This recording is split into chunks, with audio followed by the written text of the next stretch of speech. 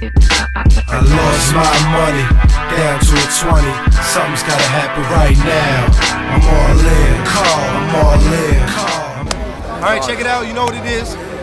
We're still at the Rock the Bells, the Gambling Man, Bishop Brigante. And right now, Dusty Foot Soldier.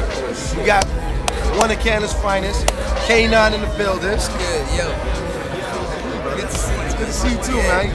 The success is really good. The response around the world is beautiful. You having a good time? I am. Getting the message out there? Yeah, you know, introducing the sound of people. Just loving it. Good vibes. So check it out. This is what it is. This is called the Gambling Stories. Now, it could be about anything. It could be about cards, dice, or life. Cards. That should be my new slogan. Cards, dice, or life. Yeah, that's it right there. That's a little freestyle. That just happened. With him. You heard it. So check it out. First, I want you to tell me your greatest gambling story where you came up really good. It's funny. First of all, I don't gamble in the sense of cards or whatever. All right. But I pretty much gamble with things in life, like, you know what I mean. And it's funny that Mos Def is here because on my first ever tour in like across the U.S., Mos met me and heard my music. He was like, "You gotta come on the road." Right. Now, I didn't have, I had a bunch of criminal charges here in Toronto, and didn't have a U.S. waiver at that point. In fact, forget a waiver, I still had a Canada-wide warrant. So I didn't, there was no way I could cross the border. Right. So I told him, I said, I can't really, I need to be on this tour, but I just don't know how I'm gonna cross the border. So I went to the community. Say no more, say no more. And, you took a chance. I did take a chance. It was a massive chance, massive gamble. And the first show was in Sacramento. Everybody was there. We had a tour bus. Mos helped to chip in and pay for it. Yeah. Everybody was packed in. The show is about to happen. 2 hours before the show, I walk in. And Mos was like, You made it. "You made it. How'd you do that?" I was like, The community. Community. The community. so the community was my first, you know what I mean, up gamble. That was Right. like, I think the best. I came up because, you know what I mean, that's how people heard Yeah, my and music. it set your career Yeah, it was a to big where we are now. career. Yeah. Yeah. Okay, so that was number one. Okay, now we gotta flip the coin. Yeah. Tell me your worst gamble you've ever taken. All right, I'm not proud of this. Nobody ever is. Yeah. Yeah, the bad one, right? We always get this. There's always a deep how they breath. start. It's always a I'm deep not breath. And proud it's of like, oh man. No one forgets their worst. The people who know me really personally know that I have two sides to my life. Yeah. One is like when you meet me, you're like, man, Knaan's real calm, real chill. He got a calming spirit about him, and that's what people generally first get. Yeah. There's another aspect to my life, which is I live in the extremes. So either I'm this or the complete opposite of violence. Yeah. So one night I went out, and this is Kenya in Mombasa. I'm alone, and I'm staying there for a month. This is after I shot the video for Soba. So my crew left, and I'm staying there by myself. I went out to a bar. Yeah. And actually, before I went out, I met a girl downstairs at the hotel, and she was beautiful.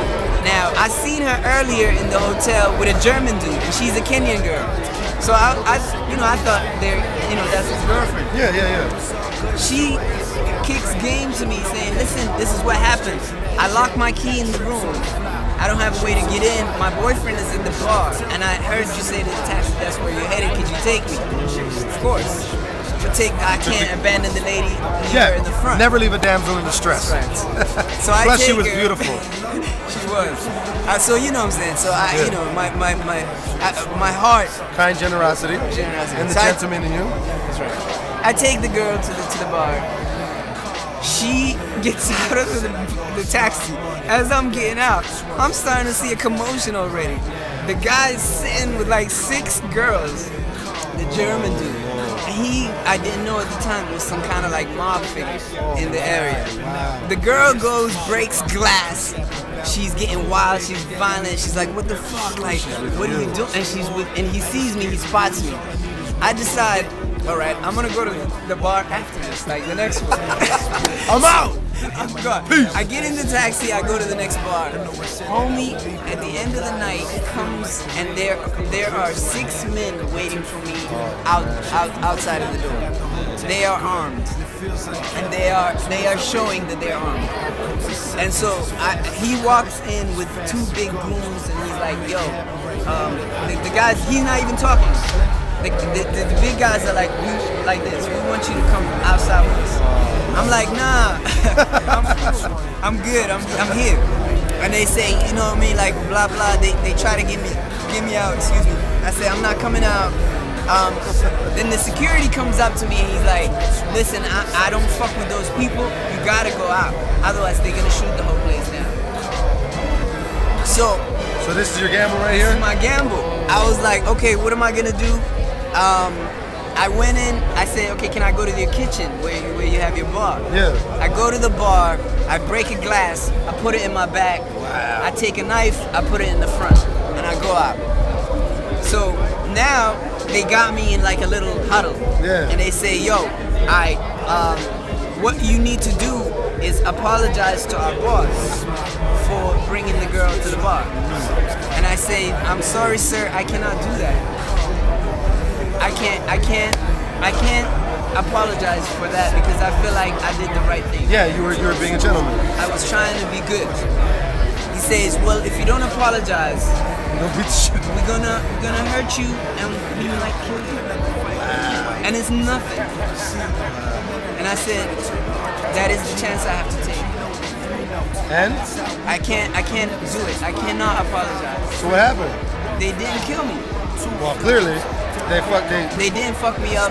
They couldn't believe that I stood there. Yeah. They pulled their guns. Well, that's not a bad. You came up then. No, I came up, but you know what? I told my mom what happened. She slapped me. She said, that was the rap. Apologize, motherfucker. Why don't you just apologize? You're so stubborn. That was the roundabout. So the calm down was he got slapped by his mom. That was some crazy shit. Though. Yeah, that's honest good. to God, it's like I couldn't bring myself to say sorry to a man when I felt like I did the right thing just because he had the up on me that moment. Yeah, of course not. So, you know what I mean? I held my own, but like it was a bet. Don't do that. That's what I'm trying to tell you. That's why we say gamble responsibly. No doubt. You're not always gonna get off the hook like he did, and you will also get slapped by your mom. Yo, that's much love, man. Thank you very much, my brother. This is the Gambling Man, Bishop Brigante with Knaan. These are the gambling stories. Holla at your boy. I ain't scared of rules, all I need is one more hit, and I promise I quit. Walk right past the roulette table and split. Shit, I hit my number, now my dice is on fire. I know I said that I would leave, but I'm a liar. I'm feeling like the man.